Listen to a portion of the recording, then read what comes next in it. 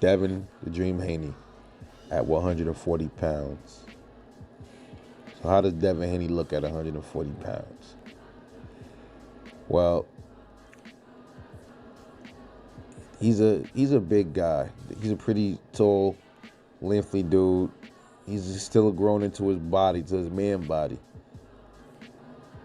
But Devin Haney clearly belongs at a higher division.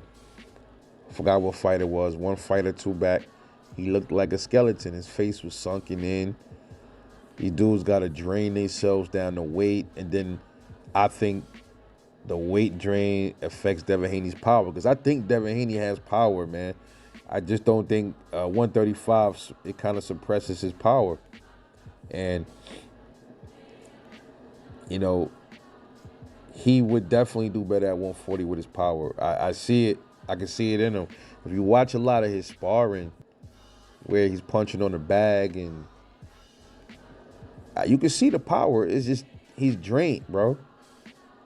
And he needs to go to 140 because, as I said in my other video, he ain't getting that Kambosos fight. It'll be a fucking miracle if that fight actually gets made. So with that being said, hey, go up to 140 and shine up there, my brother. And I think Devin Haney is going to be an absolute problem up at 140 pounds because I think his power is going to definitely resonate at 140. He's draining himself down to 135. It cuts a lot of shit, like energy, your power rating, your all of that. You're so drained. It takes a toll on you, bro. So look how many fights look at it. He's growing. He's look at his fucking arms. Look at his shoulders, bro. So it's time for him to go to 140. But who does Devin Haney look good against up there at 140? Who gives him problems? Well, if Josh Taylor, more than likely Josh Taylor will be out of the division. Josh Taylor will be knocking at the door of 147. So, but for the sake of this video, we'll leave Josh Taylor at 140. I think that's a good scrap for Devin. At 140, man, Devin, we'll definitely get to learn a lot more about his chin up there at 140 because he hasn't really been hit as hard as Jorge Linares has ever hit him. I think that's the first person that I ever seen hurt Devin Haney. So at 140, absolutely hit harder. Might not be up there. Put it like this.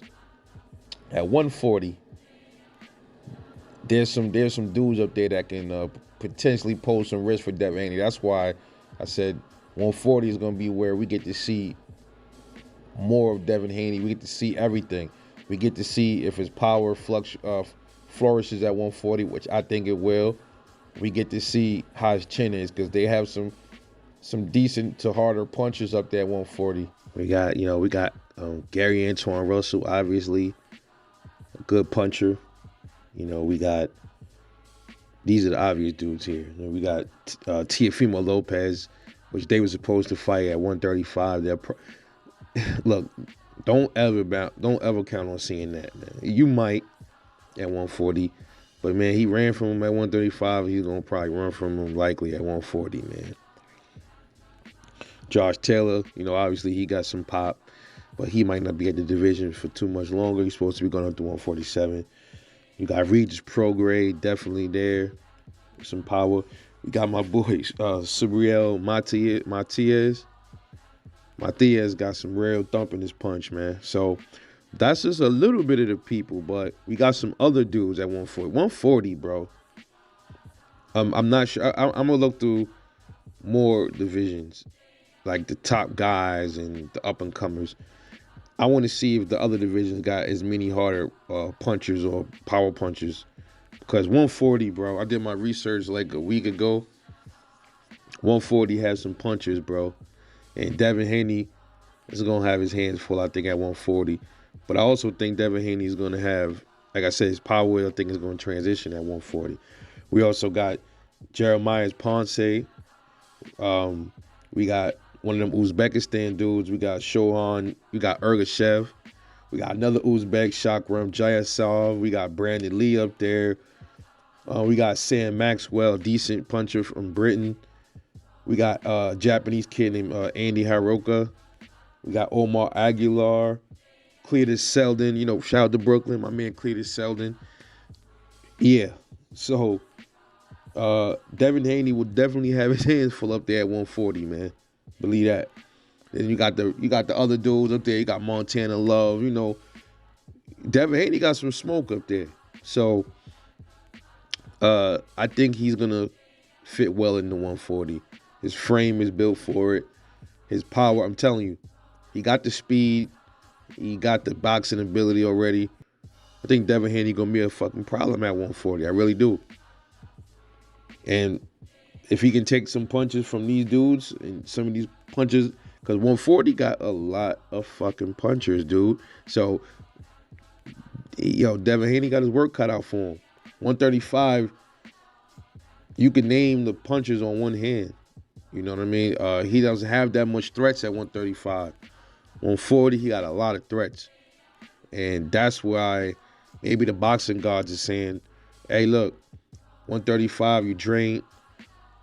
These guys obviously don't want no problems with you at 135. They going to keep on creating excuses and barriers. And then, like I said, you drained. But my son, we're going to move you to 140. That's where you're going to really shine at. And the world going to get to see who you really are at 140. That's what I think going to happen with Devin Haney. I think his destiny is at 140, not at 135. Obviously, clearly, his destiny is not at 135. But at 140 pounds, that's Devin Haney's home right there. But I want to know what y'all think. What you think about Devin Haney at 140, man? How does he do? Who causes him issues up there? Who does he run through? Drop a comment, man. Like, subscribe, and get back to me in the next one.